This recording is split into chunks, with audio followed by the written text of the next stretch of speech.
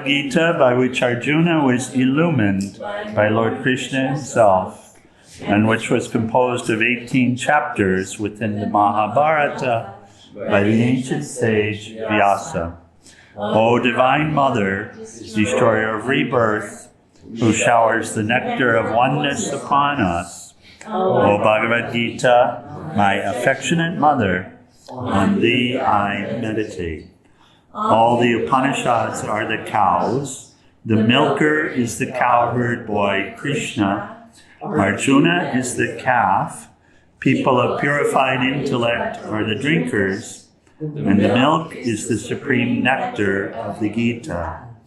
My salutations to the Lord, who is the source of supreme bliss, whose grace makes the mute eloquent and the crippled cross mountains.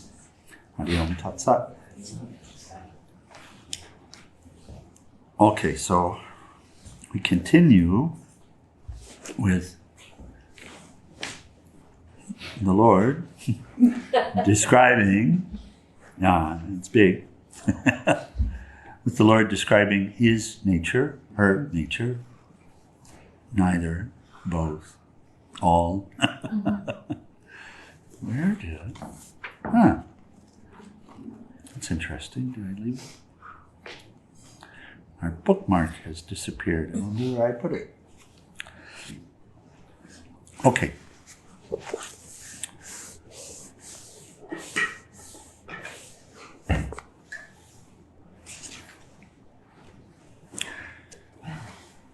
So he speaks of the eight parts of the lower nature, Prakriti. And we know what they are, but let's start with that. So what are the eight?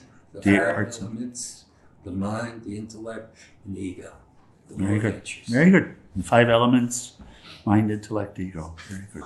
Swami, I just really, really love it. Caught me yesterday. I really love when Krishna said, "Those are my lower elements." Lower nature. Lower nature. Yeah. You know, I think in this body that it's the highest. You know, and we also say that human birth is the highest, and yet it is the lowest nature. It's like when I studied karate or taekwondo, a black belt, which always considered to be this wonderful thing, is really first grade. Oh. So, yeah, he says lower nature. He doesn't say lowest. He says lower nature. It'll get translated like that. And the human birth is actually middle. Just to say, this is what's suggested. It's middle. Because we have within us both the lower nature and the higher nature. So we find ourselves in the middle ground, and it's a very confusing situation. Oh gosh, I just got it. Middle ground, Krishna and Arjuna come to the middle. Yeah, of course. Symbolism is everywhere. Yeah. So, very confusing. In other words, it puts us in a situation where we have to choose. And we choose every single moment. We have to choose every single moment is the reality of our situation, because both of these are in this Kurukshetra. Kurukshetra is, the outer Kurukshetra, the battlefield is right here. This is the Kurukshetra, this human body. And this psyche, this mind is the Kurukshetra home. That's why it's never one and done. Never people. And also those 8 are not at the same level, right? Because the 5 elements come from the mind. So the mind is above. Yeah, so within everything here, there's hierarchy. And mind wants to flatten it out, but actually reality has a hierarchy to it. So within the, and this is discussed more today, so we'll pick up and, That's it. but no, it's a good lead-in. It's a perfect lead-in, because within the consciousness, there are infinite levels. Right. So the tendency of the mind is to parse, to divide, to separate. So that's what it does. That's actually what the intellect is doing, is it's dividing and separating, which is the technique that we use in order to try to discover the reality of things. What do? I remember in 5th grade, 6th grade, dissecting a frog. What we do is we take everything apart in order to discover what the essence of it is, which is interesting, because there you see the root of the disease as well. We're not allowed to see it as a unity, it seems like this. We're required, with the way this mind is working, to see it as divisible parts that can be divided. So here this feeling is of separation, and here therefore the teaching is required, because the seeming reality is we're all separate. The seeming reality is when you talk about creation, it's like God created the world. This is the way I used to hear it. God created the world, which means like a potter. Like you make a pot and then you say, okay, now the pot is done. And at every moment I remain separate from the pot. Right? That's the way this mind is processing. And so we have to do the work actually to turn it around in order to catch it. You have to actually work to see the unity. That's why I couldn't understand what surrender meant, because I felt separate. Yeah. We feel separate, we accept that as truth. And then with this mind, we're parsing everything, we're cutting everything up. But here the Lord is establishing I in totality, and we can say consciousness as well, but it's very personal, because that I that is the Lord is also the I that is right here. So it's very personal. So I have lower nature and I have higher nature, it says, but it's all I. So just like us, I have skin, which is on the outside, right? If I look at myself as this, but then I have a subject which is standing back from all of this, which is observing all of this. So Lord is describing this. He's describing the totality in this way. So we continue here. There's a beautiful commentary from Swami Venkatesananda on the next aspect. So he says, know these two natures as the womb of all beings. So we know what womb means, and that term gets used a fair amount in the Geeta. So he says, so I am the source and the dissolution of the whole universe. So know that everything arises in me and everything is dissolved within me.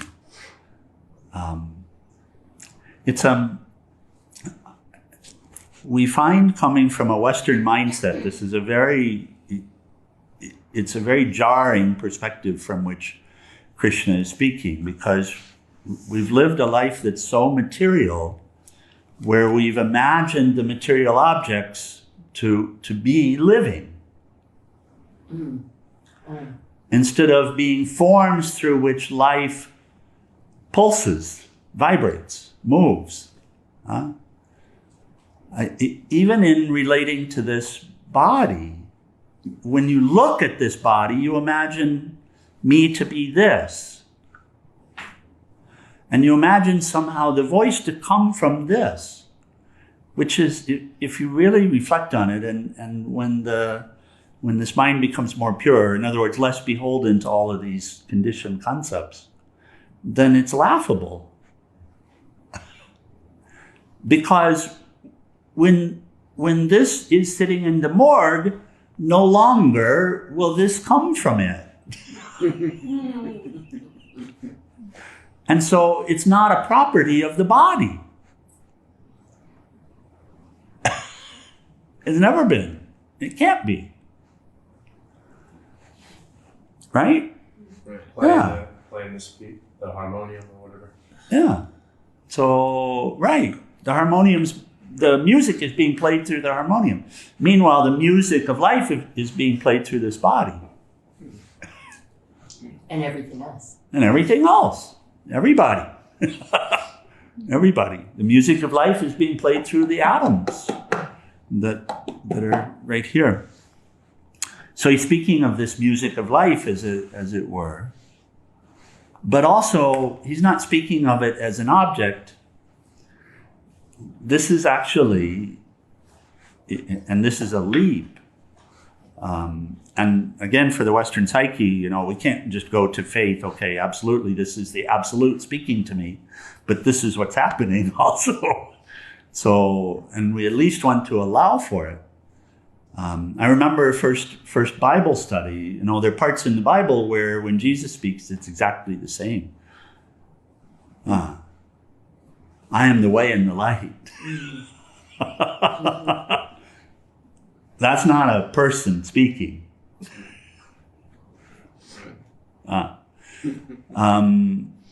You can do nothing without me. That's not a person speaking.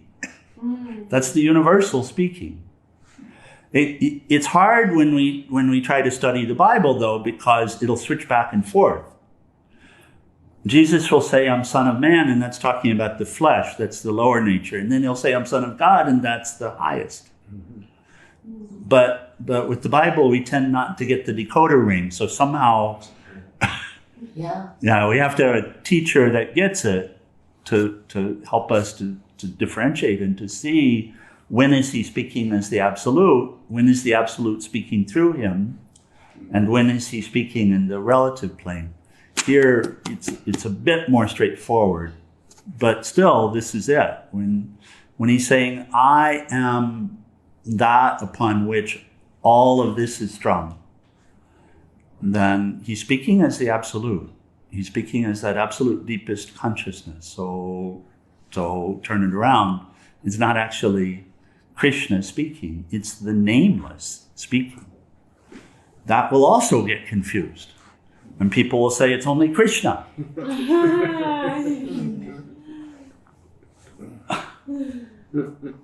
And then it's only Christ, and then they'll fight with each other. Yes. But that's not it. This is actually the absolute speaking to us, and it's a perspective. So, and as we said, deal with it as we may, but that's just a sharing of what's happening here. So it's this highest, the source itself saying, I am the womb of all beings. There is nothing whatsoever higher other than me, O Arjuna. All this is strung on me as clusters of beads on a string. And this commentary that Swamiji offers, he says, there's nothing other than God. God alone exists. He alone is the reality. How can the unreal exist? He asks this beautiful question. If there's one highest reality, and you see scientists, physicists actually get this. We live in the middle ground. We haven't really paid much attention to who we are before. But if there's only one highest reality, then how can there be a second reality?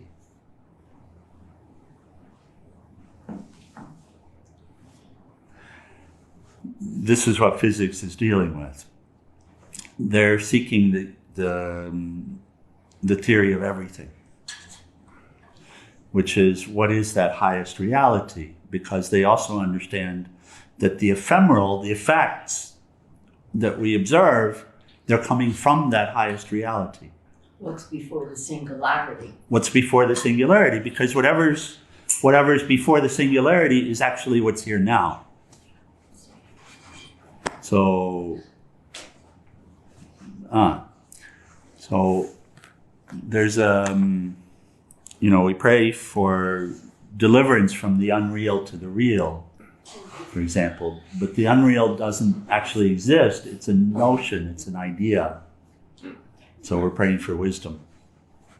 See? It can't.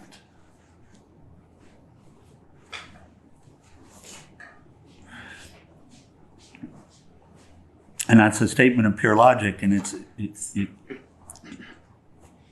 how can the unreal exist? God is not an entity that you and I can see or experience through the senses, through the intellect, but what exists, the complete cosmic entity, is God, he says. Even the word God is unnecessary because there's nothing outside of him. Therefore, there's really no name. So there's no... In the highest reality, there's no Krishna, there's no Lakshmi, there's no... In the highest reality. That is part of that manifestation, that lower nature. If we must feel that the material universe and all the diverse beings have an existence, we should realize that all of them together constitute the body of God, while the indwelling consciousness, the soul of this universe, is the spirit of God. And he says, what a superb vision. We talk of creation and dissolution of the universe, all that is nothing but the manifestation and the unmanifestation of the nature of God. There are some sages who treat even such expressions as God willed the creation into being as imperfect explanations meant for spiritual children. The sun shines without intending to shine, and that's God's very nature.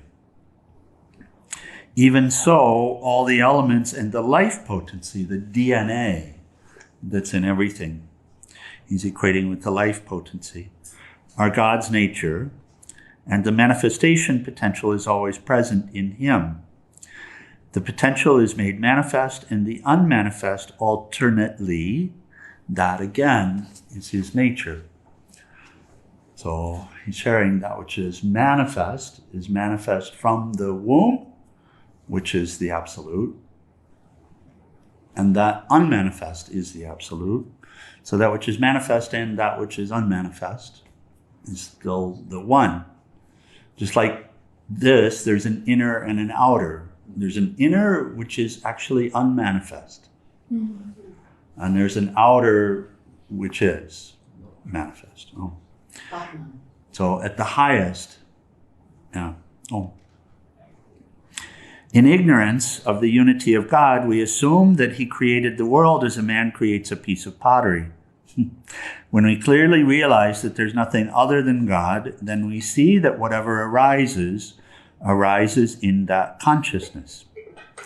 In the analogy used, consider a rosary in which the beads and the connecting string are of the same thread. Thus, one string appears as 108 beads, and the other connecting link. So God alone appears as these myriads of beings and their connecting link, yet he is the only reality.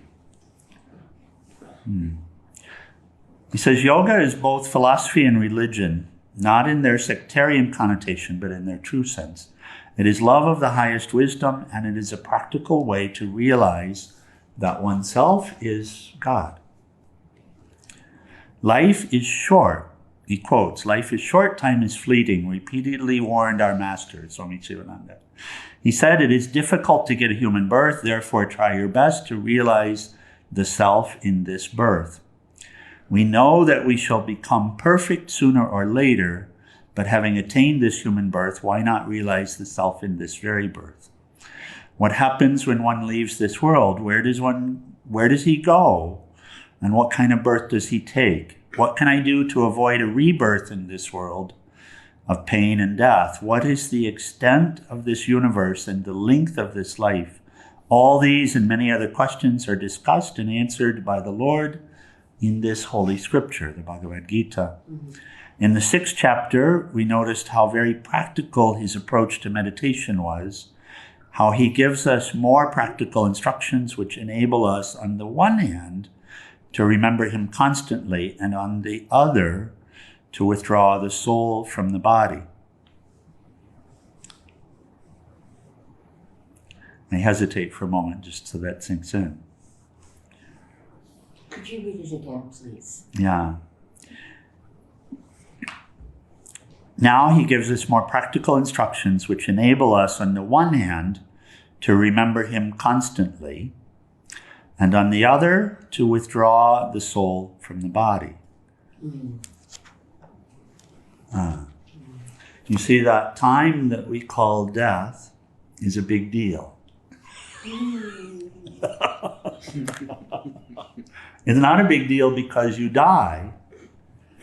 It's a big deal because if you remember who you are, it's a lot better than if you don't.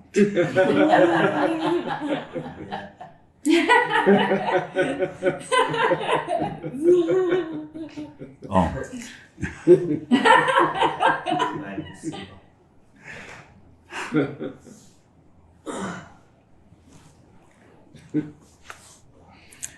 In the 6th chapter, in a special way, he continues that sentence, in a special way, so that we deliberately take an immense stride towards liberation.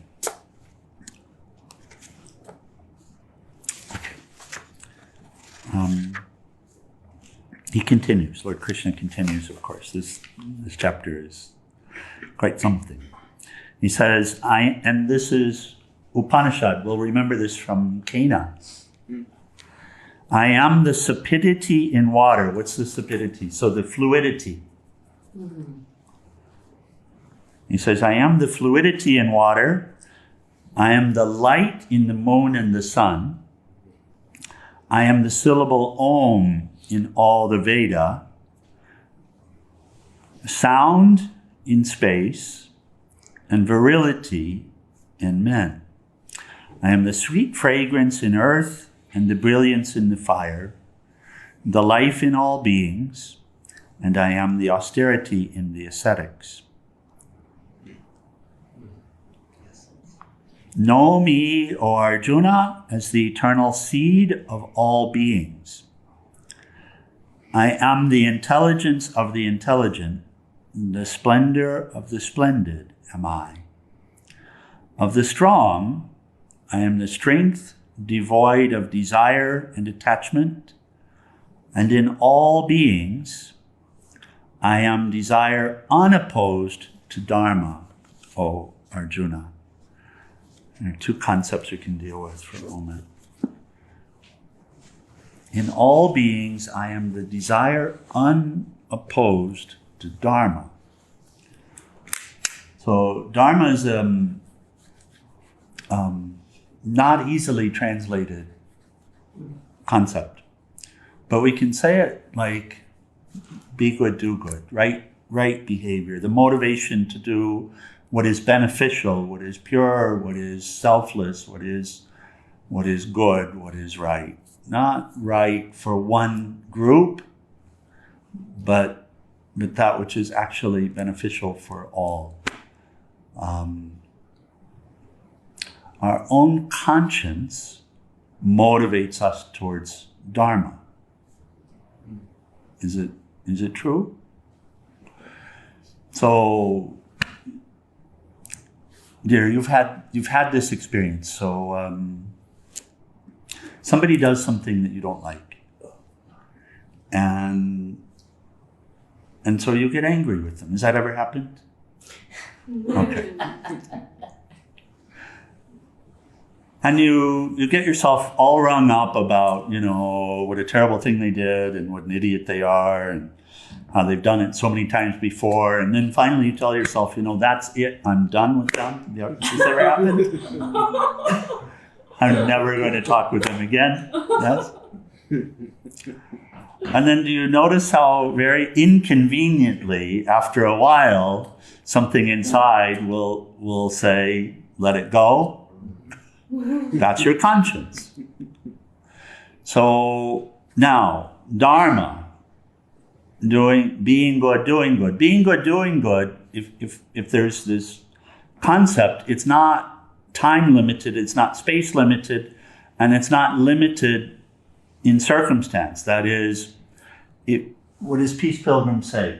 The way of peace, he says, overcome wrong with right, falsehood with truth, and hatred with love, which is really the do unto others as you would have them do unto you. Only when they do good to you? No. So you take these concepts and you come back to Dharma and A-Dharma. So there's both Dharma and A-Dharma there. Because they did bad to me, I'm going to do bad to them. That's A-Dharma. But the reactive, self-centered nature will assert that. And that's what you lost yourself in. Right? I mean, really, that's it. There's no judgment here, but this is it. That's the base nature. That's all. I have a lot of experience with this, so trust me. I know how it works. I understand how it works. Eye for an eye. Yeah, that whole spiel, we get it. So that's A-Dharma, just saying it's A-Dharma. And then Dharma, there is an assertion within you. You call it your conscience. Does everybody have one? Yeah. It can get buried really deeply. But even in the times, and we've all had experience where it's gotten buried very deeply, but it's still there. Inconveniently so, it seems. That's Dharma. So he says, within all beings, I am that desire, which is unopposed to Dharma, which doesn't stand against Dharma. So the protective nature, the self-defense mechanisms, the animalistic aspect of us, what we're experiencing, this lower nature, will say one thing, but then there's a desire that asserts within you to do what is right and proper, to forgive, to let it go, to pick up that piece of trash, etc. So what is he saying then? That is who? Within you saying this, that is who? The one that's the conscience. That's God. God. So you can find him, her, right there. Oh. I was just thinking about the big question of, when somebody is really, doing offensive things to you or abusing you or, really hurting you, and then how to respond to that in light of this type, in light of this. Yeah, no, I hear you, and I'm not trying to stop you, but I understand the question. That's an objectified question. So there's an idea that there's love and hate, and that in order to correct someone, you have to hate them. Mm. If I say it that way, can you catch the fallacy? Yes. Will hate actually correct? No. It's just a self-defense mechanism, right? Mm. It won't correct. It'll work in order to try to separate you from the perceived problem. Mm. So that person is not someone that I love, it's someone that I abhor. But will love correct? Yes. So this is what's happening. It's a perversion. It's a twisting that's happening in the mind, in the inner world. So love will always correct. That's the answer. Yes. Somehow that makes sense. but I don't know what to do about it. Well, that's the whole point. There's nothing. Yeah, but it's okay. Krishna does. Exactly. It's okay. Krishna does. Your own conscience does. It does know what to do about it. There's that term. That knowledge exists within you. You have to let go of your limited knowledge, of your limited ideas, and make room for that, and encourage it, and invite it, and bring it into your life, and give your life over to it. And then it's fine. And then you get the display that you'll see with the Peace Pilgrim, which is when she's watching over this little 7-year-old girl, and the girl's in the barn, and some man is coming in, and she realizes he's coming to do some mischief. Never for a moment was there hatred for him. She just knew what to do, which was to walk in to the barn between the two of them, and stare at him with such love. But there was correction in that. And he turned around and left. So, correction, by the way, will often sound like anger. That's this concept of righteous indignation like this, which is also coming from love. When the child is out in the street and there's traffic there, and the child is there playing, not paying attention, and the mother sees it, what does the mother do? The child thinks my mother doesn't love me because I get yelled at. Yeah. But it's just love doing it, isn't it? Yeah. You hear that, Bam? We all have as a result of this, we all have a childish view of love. You know, we have our idea of what, I don't mean childlike, I mean childish. Because we all have this raga devesha challenge that we're dealing with. I like this, I don't like that. And so we conflate love with someone doing to me what I like. And we conflate hatred with someone doing to me what I don't like. Right? And so I remember my mother yelled at me. I thought she didn't like me. But that's a delusion. You see. So, so I am, and this is very practical then, I am that desire within the person, within us, which is unopposed to Dharma. So you can say, Lord says, I am everything. But you want to seek the highest nature in order to be able to see the Lord everywhere. If we just keep seeking the lowest nature, we'll never see. We have to seek that point of unity, and that point of unity is the conscience within us. It is that guide, the guru within us, which is unopposed, which is asserting, follow me. You know, Jesus says, pick up your cross and follow me. That's also the absolute speaking. Oh. Okay. Any other questions, comments, good discussion? And don't feel bad at the question, by the way. Feel good about it. I feel... These questions are amazing Thank because you. it helps us to... Yes. Yeah. Thank you. Thank you, Swamiji. My ex-girlfriend was always saying, like, instead of getting angry, she would be like, well, you can kill him with kindness. It was that term, kill him with kindness. But you're not really killing him, you're just, like, confronting him with extra kindness, and it'll just... Yeah. From a practical standpoint, we're going to have to find the Lord within us. If we're actually we're going to have to, if we're going to be able to be kind. There's a concept of being kind and a concept of being nice, and those also will get conflated. Nice tends to be an act, but kindness comes from the Lord.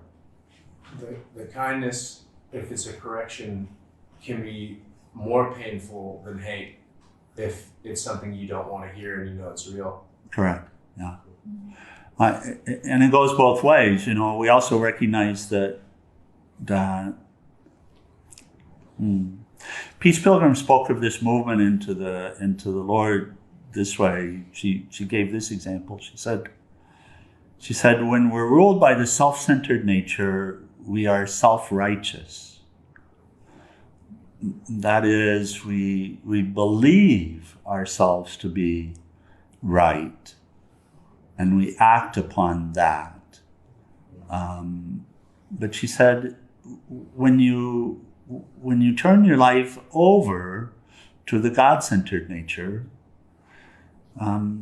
sometimes people will think that you are self-righteous.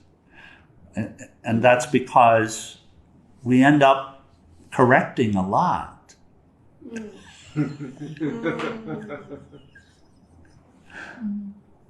Because love will always correct. Love won't get tired. So too, God doesn't get tired. They're the same, you know. They're the same. Love doesn't get tired. Love doesn't give up. Love doesn't say, okay, I've had enough of it today. I've had enough of this fool. I'm not going to deal with them anymore today. It doesn't say that. Because you'd only be saying that to yourself. Yeah. Logically, it doesn't make any sense. You can't get rid of yourself. Whatever you give, it comes back. So. And it's a constant vigilance to hook up with love as opposed to the lower nature. Because, it may look the same or similar, but where the instruction comes from, where it comes from is so different, self-centered as opposed to God-centered. This seeing in a physical way, in an objective, really it's subjective seeing. It's seeing according to my own ideas and notions and all of that. And we don't realize it, but it's so deep that all we're seeing are our ideas of things. We're not seeing what's really here. And in this chapter, this is what we're dealing with. Is the Lord is saying, but I'm everything here. You're seeing it as this or that, but it's all me. It's either my lower nature, which is what you're seeing with the five senses, or it's my higher nature, which is one with the I in you. And so, but we say, I don't see you. Well, then what are we seeing? If you really look at it, you find what I'm seeing is my idea about things. That's all. End of story. I keep seeing you as a person at that point. I keep imagining that this voice is coming from this body. And I get stuck in it. And I get stuck in this otherness. And this is the place of disease that we're coming from. And I say the word disease, right? Disease is dis-ease. So this is the place of disturbance that we're coming from. As long as we see an other instead of what's here, then we are diseased. We are disturbed. We are disjointed. We are discombobulated. There's a good word. Disoriented. Right? I'm sure there are more words. Somebody joining us online can add more. We'll share them in the morning. But does that resonate? So what he's working to do here is to help us to see what's really here instead of what we imagine to be here. Just for that to sink in a little bit this morning and see if there's a practice of it today.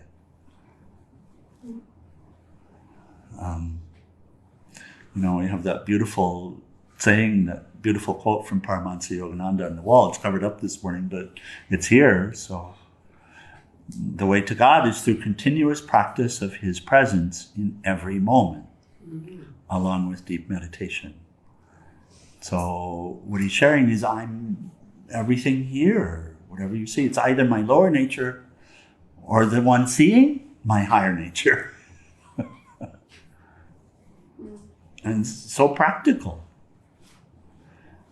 People say, tell me the practical stuff about spiritual life, and I'm a little wacky in this way. I say, well, I'll tell you the practical thing. There's nothing but God.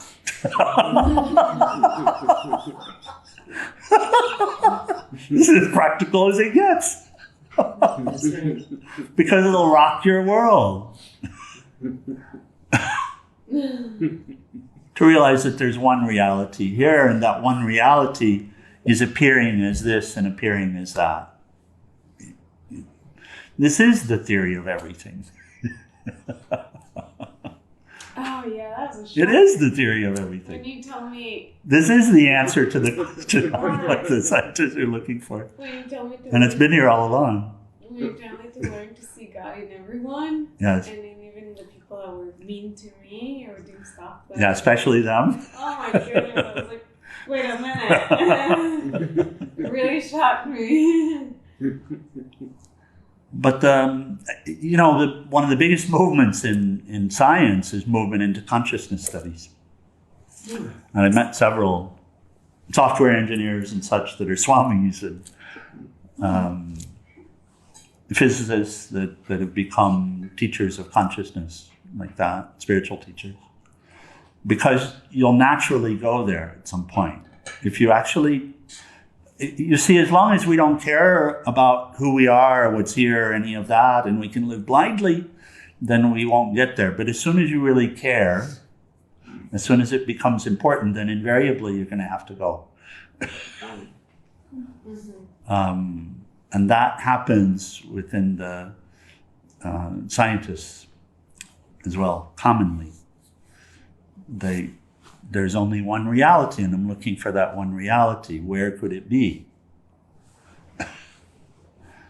And finally, there has to be a realization, well, it's not apart from me, because if there's only one reality, I am that reality.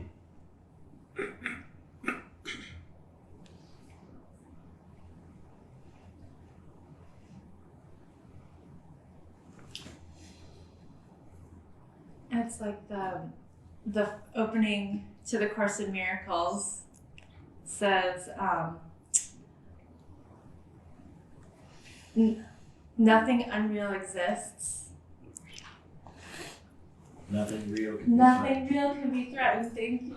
Yeah. Nothing real can be threatened. Nothing unreal exists. Yeah. Herein lies the peace of God. Oh, which is beautiful, beautiful. I'm happy to hear it's there. I didn't see that there.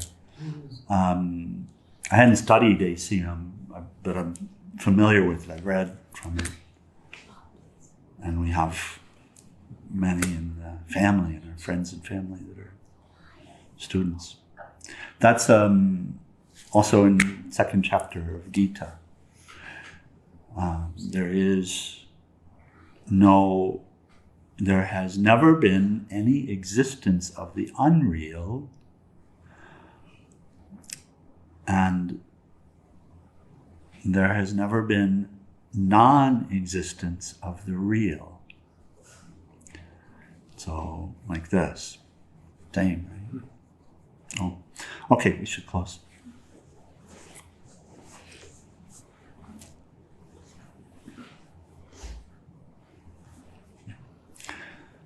Page 174.